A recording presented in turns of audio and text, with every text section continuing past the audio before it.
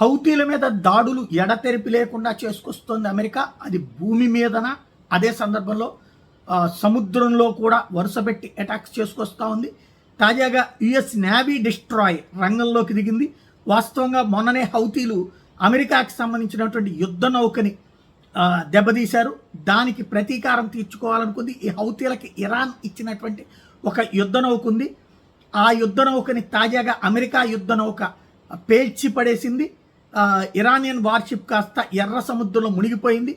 హౌతీలకు సంబంధించిన వాళ్ళు అందులో నుండి దూకి ప్రాణాలు కాపాడుకున్నారు. అది కాస్త మంటలలో పేలిపోతూ ఆ తర్వాతన సముద్రంలో కూరుకుపోతూ కనిపించినటువంటి దృశ్యాల్ని అమెరికా ప్రొజెక్ట్ చేసింది. అమెరికాకి సంబంధించినటువంటి నేవీ డిస్ట్రాయర్ నుండి వెళ్ళి పడినటువంటి మిస్సైల్స్, ప్రయోగించిన మిస్సైలు దాని మీదకి వెళ్ళి అది విధ్వంసం చేయడం, ఇదంతా కూడా విజువలైజ్ చేసి మరి చూపించింది. టోటల్గా హౌతీలకి అతిపెద్దదైనటువంటి దెబ్బతీసింది.